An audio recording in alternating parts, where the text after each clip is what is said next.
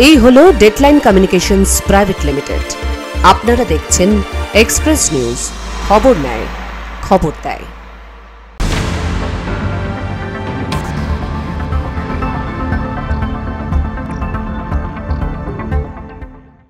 Express Today brought you by Ankur Biker private limited. নমস্কার, Express নিউজে আপনাদের সকলকে জানাই স্বাগত। আমি মৌপ্রিয়া। শুরু করছি আজকের এক্সপ্রেস টুডে। ভারতীয় সেনা জওয়ানের বাড়িতে হুমকির পোস্টার, আতঙ্কে নদিয়ার পরিবার। সরাসরি হুমকি দেওয়া হয় বলেই অভিযোগ পরিবারের। সীমান্তে কর্মরত সেনা জওয়ানের বাড়িতে এবার হুমকির পোস্টার, আতঙ্কে নিরাপত্তাহীনতায় ভুগছে গোটা পরিবার। নদিয়ার শান্তিপুরের এই ঘটনাকে কেন্দ্র করে আবারও উঠছে ভারত বিদ্বেষ প্রশ্ন। জানা যায়, শান্তিপুরের সেনা জওয়ান বিশ্বজিৎ নাগ বর্তমানে কর্মরত রয়েছেন ত্রিপুরায়।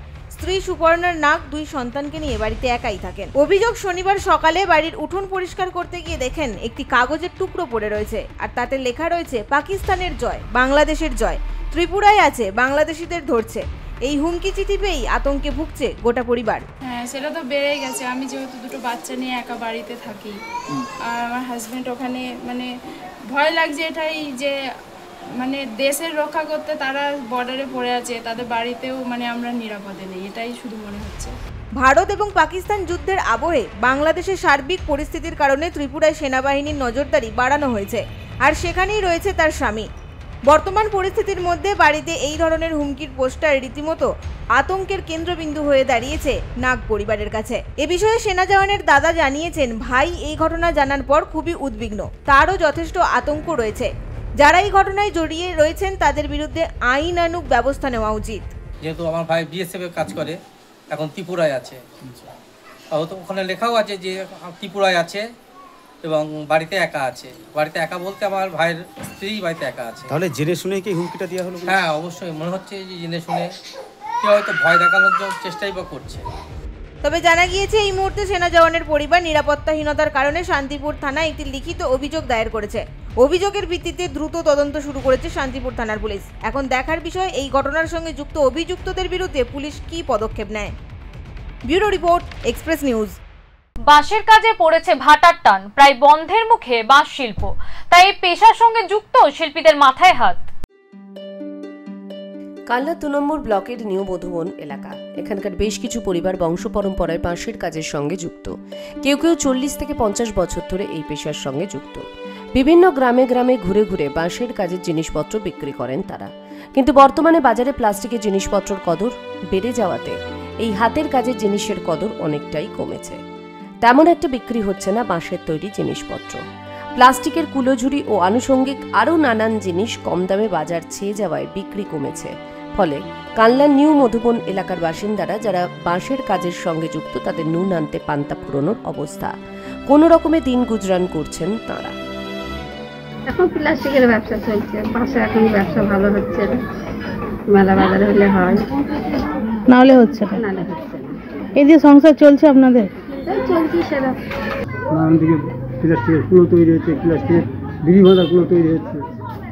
এইগুলোতে আমাদের বিড়ি বাঁধাগুলো যদি আমরা 50 টাকা বিক্রি করি, ওরা 30 টাকা বিক্রি করছে, তাহলে আমাদের ঘাটতি তো হবে। তো এই ক্ষেত্রে সংসার চালাতে কতটা অসুবিধা হচ্ছে এখন? অনেক। যে জায়গায় ধরুন 1 কেজি চালের দাম হচ্ছে 60 টাকা, আমাকে 300 টাকা ইনকাম করতে হবে আমার নতুন লক্ষ্যে, তবে বাড়িতে হচ্ছে 200 টাকার খরচা আছে। হতাশা গ্রাস করছে শিল্পীদের। তাদের মনে একটাই ভয়, হয়তো কোনো একদিন এই বাপ কাকার শিল্পকে বন্ধ করে দিতে হবে, না হলে ভবিষ্যতে না খেয়ে মরতে হবে। শিল্পীদের আবেদন, তাদের এই করুণ অবস্থায় যদি সরকার তাদের পাশে এসে দাঁড়ায়, সুযোগ সুবিধা দেয়, তাহলে হয়তো বেঁচে যাবে তাদের শিল্প, বেঁচে থাকবে দারিদ্র্যের অন্ধকারে ডুবে যাওয়া কয়েকটি পরিবার। বাঁশের কাজের ব্যবসা এখন কতটা চলছে আপনার? ভালো না, কারণ আমাদের বাঁশের কাজের ব্যবসা ভালো চলে না।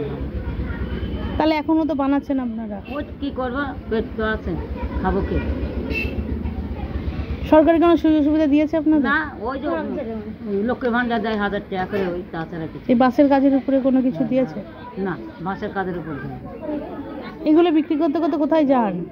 ওই কলকাতায় যায়, আমাদের বড় বাজারও নেয় পাইকারি, সময় গ্রামেও যায়। গ্রামে বিক্রি হয়? টুকটাক হয়, আগেকার মতন হয়নি। এখন প্লাস্টিক উঠে বলতে আগেকার মতন হয় না, টুকটাক যারা 12 মাস নিয়েছে তারাই 2-1টা নেই, তাছাড়া নেই। চোখে মুখে এদের হতাশা, জরাজীর্ণ শরীরে দারিদ্র্যের ছাপ স্পষ্ট। এখন দেখার এদের জীবনের অন্ধকার মুছে দিতে কোনো পদক্ষেপ নেওয়া হয় কিনা সরকারের পক্ষ থেকে। কালনা থেকে Rita Bhattacharya reports, Express News. Alipur থেকে হাসিমারা বায়ুসেনা ছাউনিতে পৌঁছে গেল এক তরুণ।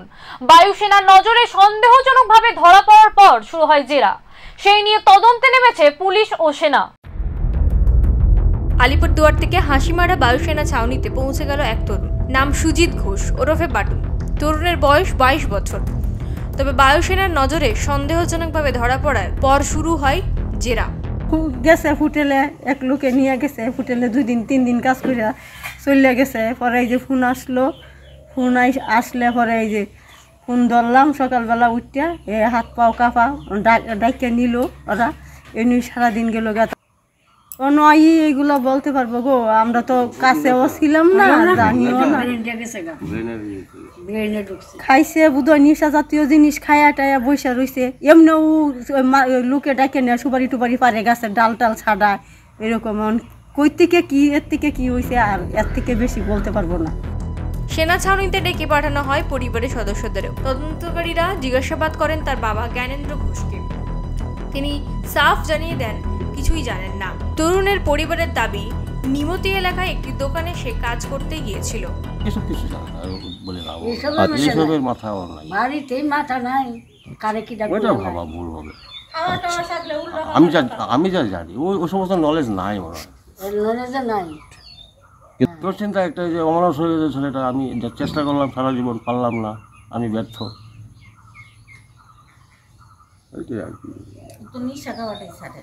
তবে প্রশ্ন উঠছে সেখান থেকে সে সেনা ছাউনিতে পৌঁছালো কিভাবে, কি উদ্দেশ্য ছিল তার সেখানে যাওয়ার। এত কড়া নিরাপত্তা বেষ্টনী ভেদ করে সেনা ছাউনিতে প্রবেশ নিছক ভুল নাকি পরিকল্পিত কিছু। শেষ পর্যন্ত বায়ুসেনা কর্তারা তরুণকে পুলিশের হাতে তুলে দেয়। এরপর তদন্তে নেমেছে পুলিশ এবং সেনা কর্তারা। Bureau report, express news. Express টুডেতে নিয়ে নেব একটি ছোট্ট বিজ্ঞাপন বিরতি। ফিরে আসছি বিরতির পর।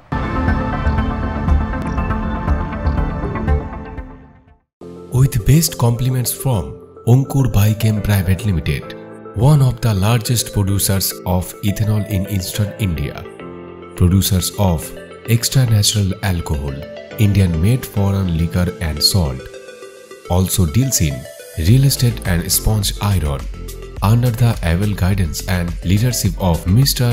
Mahendra Sharma, Chairman. Onkur Group, Dhubi, Dhanbad, Jharkhand 828205. ফিরে এলাম বিরতির পর। আপনারা দেখছেন এক্সপ্রেস টুডে। সূর্যমুখী চাষ মেটাচ্ছে ভোজ্য তেলের চাহিদা। ঝাড়গ্রামের সাঁকরাইলের একাধিক এলাকায় প্রথমবার সূর্যমুখী চাষেই মিলেছে বড়সড় সাফল্য। অন্যান্য ফসল চাষ করতে যে পরিমাণ শ্রম আর অর্থ বিনিয়োগ হতো, তার চেয়ে সূর্যমুখী চাষ সহজ ও লাভজনক। বিগত দিনে এই পতিত জমিগুলিতে কৃষকরা চাষ করতেন আলু, বেগুন সহ বিভিন্ন ফসল। তবে এবার চাষে একটু ভিন্নতা এনেছেন তারা। সূর্যমুখী ফুলের চাষ শুরু করেছেন তারা। কিন্তু হঠাৎ সূর্যমুখী ফুলের চাষ কেন? কৃষকরা জানিয়েছেন, ধান চাষ করলে এলাকায় দাঁতাল হাতির তাণ্ডবে চাষের প্রচুর ক্ষয়ক্ষতি হয়। তবে সেই ক্ষতির সম্ভাবনা সূর্যমুখী চাষে নেই। সর্বোপরি এই চাষের ফলে ভোজ্য তেলের চাহিদাও মিটছে। সূর্যমুখী চাষের যা দেখলাম, অধিক ফলনও আছে এবং লাভও প্রচুর। তাতে আমরা এই সূর্যমুখী চাষটা বেছে নিলাম। তো এখানে হাতি আসলেও সূর্যমুখীর বাগানে হাতি ঢোকে না। ওই ধান চাষে দিয়ে আর অন্য সবজির উপর দিয়ে চলে যায়। আর সূর্যমুখী দেখলেই ওখানে হাতি যায় না। একদিকে দিগন্ত জুড়ে জমির পর জমিতে সূর্যমুখী ফুলের নয়নাভিরাম সৌন্দর্য, অন্যদিকে এই চাষ থেকে লক্ষ্মী লাভে স্বভাবতই খুশি কৃষকরা। তার উপর খুব বেশি পরিশ্রমও করতে হয় না এই চাষে। বাজারেও এই ফুলের বীজ থেকে তৈরি তেলের চাহিদা ও দাম পাওয়া যায় ভালোই। সূর্যমুখী চাষের পাশাপাশি আলু, বাদাম আরও 2-3 রকমের সাথী ফসলও চাষ করছেন তারা। এক কথায় জমিতে একের ভেতর আরও কয়েকটি ফসলের আবাদ করা হচ্ছে। ফলে হাতির হান্নার কারণে ধান চাষে যে ক্ষতি হয়েছিল তা সূর্যমুখী চাষ করে অনেকটাই পোষানো গেছে বলেও জানিয়েছেন কৃষকরা। লাভ তো আছে সূর্যমুখী, তোমার এই তেলের দাম ধরো এই 200 টাকা লিটার, যদি কমসে কম বিঘায় তোমার আসে তাহলে তো হবে, লাভটাই হবে। সূর্যমুখী তো খেতে পারেনি ওরা, তার জন্য ধান তো মেড়ে চটে মানে শুঁড়ের মধ্যে সব কিছু করে দেয় ওরা, তার জন্য সূর্যমুখী চাষ করা হয়। সূর্যমুখী ফুলের বীজ থেকে তৈরি তেল বাজারের অন্যান্য তেলের চেয়ে ভালো মানের ও কোলেস্টেরল মুক্ত, আর এর পুষ্টিগত গুণ অনেক বেশি, ফলে সূর্যমুখীর তেলের দামও বেশি। বাণিজ্যিকভাবে সূর্যমুখীর আবাদ বাড়াতে কৃষকদের নানা ধরনের পরামর্শ ও সহায়তা দিচ্ছে কৃষি বিভাগ। আর্থিক যেমন উপার্জন হবে সেমন তেলের চাহিদাও মিটবে। তার জন্য আজকে মানুষ আমরা বলেছি যে সবাই সূর্যমুখী চাষ, বাদাম চাষ এবং সূর্যমুখী ফুলের চাষ করুন, দিলে আমার ভোজ্য তেলের চাহিদা মিটবে। তার জন্য আমি কৃষক থেকে কিছু মানুষকে দিয়েছি বীজ। সহায়তা পেয়ে ও ভালো লাভের মুখ দেখে কৃষকরাও চাষ করতে আগ্রহী হচ্ছেন। বর্তমানে ব্যাপক হারে সাড়া পাওয়া যাচ্ছে এই চাষে, তাই কৃষকরা আগামীতে জেলা জুড়ে অন্যান্য ফসলের সঙ্গে সূর্যমুখী চাষে আগ্রহী হবেন বলে মনে করছেন সকলেই। ঝাড়গ্রাম থেকে শঙ্কর বারিকের রিপোর্ট, এক্সপ্রেস নিউজ। এবার উচ্চ মাধ্যমিকে দারিদ্রতাকে হার মানিয়ে রাজ্যের দ্বিতীয় সবজি বিক্রেতার ছেলে তুষার দেবনাথ, তাই এই সাফল্যে খুশির হাওয়া গোটা কোচবিহারে। মাধ্যমিকে সেভাবে সাড়া ফেলতে না পারলেও উচ্চ মাধ্যমিকে সেরা ছাপ রাখল কোচবিহারের তুষার দেবনাথ। উচ্চ মাধ্যমিকে রাজ্যের দ্বিতীয় তথা উত্তরবঙ্গের মধ্যে সেরা শিরোপা ছিনিয়ে নিয়েছে তুফানগঞ্জ মহকুমার বক্সিরহাট হাই স্কুলের তুষার। সে 496 নম্বর পেয়ে মেধা তালিকায় রাজ্যের দ্বিতীয় স্থান দখল করেছে। আশা করতে পারি ফার্স্ট সেকেন্ড থার্ড এর মধ্যেই থাকবে। সেখানে সেকেন্ড হয়ে গেল, শুনেছি আমরা ও মাধ্যমিকেও একটা র‍্যাঙ্ক করেছিল, মাধ্যমিক সেক্ষেত্রে পরপর দুবার। কেমন লাগছে? ভালো লাগছে, মাধ্যমিক 9 হয়েছে। তুষারের বাবা তপন দেবনাথ পেশায় সবজি বিক্রেতা, মা অঞ্জনা দেবনাথ গৃহবধূ। দরিদ্র পরিবারের ছেলে তুষার, পরিবারের নুন আনতে পান্তা ফুরনোর মতন দশা। টিনের ভাঙা বেড়ার ঘর, বৃষ্টি হলেই সেই ঘরে জল পড়ে। এই পরিস্থিতিতেও এমন রেজাল্ট সত্যি অনস্বীকার্য। আমরা বক্সিরহাটের উচ্চ মাধ্যমিক বিদ্যালয়ের সমস্ত শিক্ষক শিক্ষাকর্মী প্রত্যেকে ভীষণই আনন্দিত। তুষার মাধ্যমিকে 9ম স্থান অধিকার করেছিল, আজকে উচ্চ মাধ্যমিকে 2য় স্থান অধিকার করে ও সারা ভারতবর্ষের বুকে আমাদের বক্সিরহাটের আমরা গর্বিত। আমরা চাই তুষার খুব ভালো জায়গায় যাক, ওর ইষ্টিত লক্ষ্যে পৌঁছাক, জীবনে ভালো মানুষ হোক, মহান মানুষ হোক। এই অঞ্চলের গর্ব হিসাবে যেভাবে আজকে রাজ্যের কাছে ও নিজের বক্সিরহাটের মুখকে উজ্জ্বল করেছে, সারা জীবন ধরে ও একইভাবে বক্সিরহাটের মুখ উজ্জ্বল করে রাখবে। সবাই মিলে, আমাদের পরিচালন সমিতির সভাপতি আছেন, সবাই মিলে আমরা যেভাবে তুষারের পাশে এতদিন ছিলাম, আমরা আগামী দিনে থাকবো। ওর ভবিষ্যৎ জীবনে ওর লক্ষ্যে পৌঁছানোর জন্য যত প্রতিবন্ধকতা থাকুক, আমরা সবাই মিলে সেই প্রতিবন্ধকতা কাটিয়ে পরিষ্কৃত লক্ষ্যে যাতে পৌঁছায় সেই ব্যবস্থা করব। আমরা সবসময় পাশে থাকবো। এদিকে সংবাদ মাধ্যমের সামনে তুষার দেবনাথ জানায়, ঠিক ঘড়ি ধরে পড়েনি তুষার, দিনে প্রায় 5-6 ঘন্টায় পড়েছে সে, তারপরেও এরকম সুন্দর রেজাল্ট করেছে তুষার। আরও জানাই, আগামী দিনে জ্যোতির্বিজ্ঞানী হওয়ার ইচ্ছে রেখেছে সে। আপাতত সেইভাবেই প্রস্তুতি শুরু করেছে তুষার। স্বপ্নের আকাশে উঠতে চায় তুষার, পাশে দরকার সমাজের, সরকারের এবং আমাদের সকলের, কারণ এমন সোনার ছেলেরাই তো আগামী দিনের ভবিষ্যৎ গড়ে তুলবে। Bureau report, express news. 6 বছরেও রায়ডাক নদীতে হলো না সেতু। পাকা সেতু নির্মাণের কাজ শুরু হলেও সেতুর পিলার তৈরির পরেই থমকে গিয়েছে কাজ। মাঝপথে কাজ বন্ধ হওয়ায় ক্ষোভ বাড়ছে সাধারণ মানুষের মধ্যে। সেতুর শিলান্যাস হয়েছিল 6 বছর আগে, কিন্তু এতদিনেও পাকা সেতু নির্মাণ অধরাই থেকে গিয়েছে। কাজ শুরু হয়েছিল, কিন্তু পিলার নির্মাণের পর সেতুর কাজ মাঝপথেই দীর্ঘদিন ধরে বন্ধ হয়ে পড়ে রয়েছে, এমনটাই অভিযোগ স্থানীয়দের। বর্ষায় নদীতে জল বাড়লে চরম সমস্যার আকার নেয়। সেই সময় জীবনের ঝুঁকি নিয়ে নৌকায় নদী পারাপার করতে হয় 8 থেকে 80 ক্যান। সেতু নির্মাণ না হওয়ায় ক্ষোভ জমেছে এলাকাবাসীর মনে। অবিলম্বে সেতু তৈরির কাজ শেষ করার দাবিতে সরব হয়েছেন কোচবিহারের তুফানগঞ্জের 1 নম্বর ব্লকের ধলপল 1 নম্বর গ্রাম পঞ্চায়েত এলাকার বাসিন্দারা। কিসের জন্য হচ্ছে না, তো অনেকদিন পুরোনো ব্রিজ ছিল, আগে এই ব্রিজ হওয়ার আগে যেগুলো ব্রিজ শুরু হয়েছিল সেগুলো কমপ্লিট হয়ে গেছে বা উদ্বোধন হয়ে গেছে, কিন্তু এই ব্রিজটা বন্ধ হয়ে আছে, সেটা কারণটাও বলে না তারা। উত্তরবঙ্গ উন্নয়ন দপ্তরের বরাদ্দে 2019 সালের মার্চ মাসে সেতুর শিলান্যাস হয়। সেতু নির্মাণের সময়সীমা বেঁধে দেওয়া হয়েছিল 2 বছর। রায়দাক নদীর উপর এই সেতু নির্মাণ হলে তুফানগঞ্জ 1 নম্বর ব্লকের তুফানগঞ্জ 2 নম্বর ব্লকের যাতায়াত সহজ হবে বলে মনে করছেন বাসিন্দারা। এ বিষয়ে উত্তরবঙ্গ উন্নয়ন মন্ত্রী উদয়ন গুহ বলেন, যেই ঠিকাদার সংস্থা কাজটি নিয়েছিল তারা কাজ না শেষ করেই সেখান থেকে চলে গিয়েছে। সে কারণেই সেতু নির্মাণের কাজ মাঝপথেই থমকে গেছে। নতুন করে টেন্ডার করে দ্রুত কাজ শেষ করার আশ্বাস দিয়েছেন তিনি। ওইটা যে কাজ করছিল কাজ সে মাঝ রাস্তায় কাজ ফেলে দিয়ে চলে গেছে, তাকে ব্ল্যাক লিস্টেড করা হয়েছে, তার আর্নেস্ট মানি কেটে রাখা হয়েছে। এবার নতুন করে টেন্ডার করে আমরা ওই কাজটা করাচ্ছি। আচ্ছা, মানে খুব তাড়াতাড়ি হবে, তাই তো? আর এই সেতু নির্মাণ নিয়ে শুরু হয়েছে রাজনৈতিক চর্চা। শাসককে তীব্র আক্রমণ করতে ছাড়েনি বিরোধীরা। এ বিষয়ে শাসক দলের কাটমানি তত্ত্বকে খাড়া করেছে বিজেপি। যেখানে এদের কাটমানির ব্যবস্থা আছে সেখানকার কাজ হবে, যেখানে কাটমানি নেই সেখানে কাজ হবে না। মানুষ যত অসুবিধার মধ্যে থাকুক, এদের কাটমানি হচ্ছে উদ্দেশ্য। কাটমানি ছাড়া এদের মন্ত্রী পর্যন্ত কাটমানি ঘুষ ছাড়া কোনো কাজ কোনো এলাকাতে করবে না, কোনো এলাকাতে হবে না। এই জন্য আজকে সেখানকার ব্রিজটা অর্ধসমাপ্ত হয়ে আছে, কাজ হচ্ছে না। এই সেতু তৈরি হলে সরাসরি যোগাযোগ স্থাপন হবে নাটাবাড়ি, ধলপল, রসিকবিল, রামপুর এমনকি অসমের সঙ্গে। কাজেই এই সেতুর গুরুত্ব অপরিসীম। এখন দেখার বিষয় কতদিনে প্রশাসন সঠিক পদক্ষেপ গ্রহণ করে। কোচবিহার থেকে দীপজয় বর্মনের রিপোর্ট, এক্সপ্রেস নিউজ।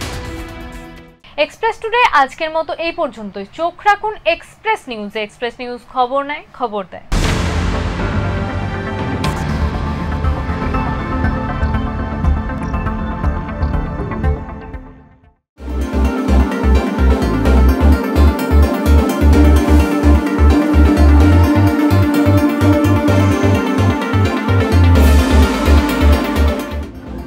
আগামী 10ই জুন এক্সপ্রেস নিউজের যে আমাদের চ্যানেল রয়েছে, নিউজ চ্যানেলটি রয়েছে, তার 24 বছর পূর্ণ হচ্ছে।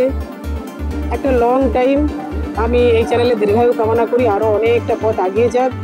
এই চ্যানেলের সমস্ত দর্শক এবং এই চ্যানেলের পরিবারকে আন্তরিক শুভেচ্ছা অভিনন্দন আমি জানাচ্ছি।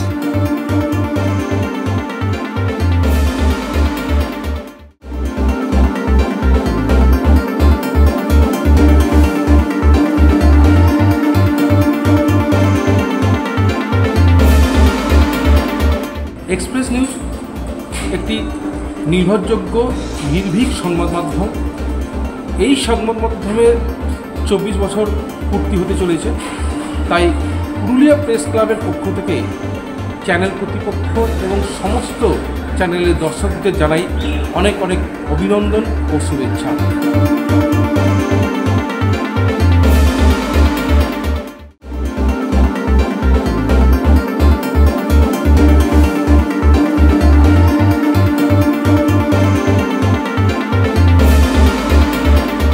অন্তর থেকে আমি শ্রদ্ধা জ্ঞাপন করি, ভালোবাসা জানাই, প্রীতি শুভেচ্ছা জানাই। এই খবরগুলো মানুষের কাছে পৌঁছে দেওয়ার, গ্রামের অত্যন্ত গ্রাম থেকে একবার শহর করেছে খবরগুলো পৌঁছে দেয়, তার জন্যে আমার অনেক অনেক ধন্যবাদ থাকলো, কৃতজ্ঞতা থাকলো, শুভেচ্ছা থাকলো।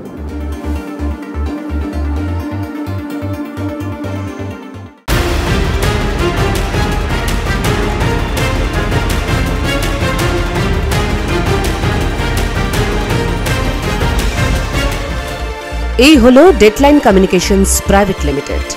আপনারা দেখছেন এক্সপ্রেস নিউজ, খবর নেয়, খবর দেয়।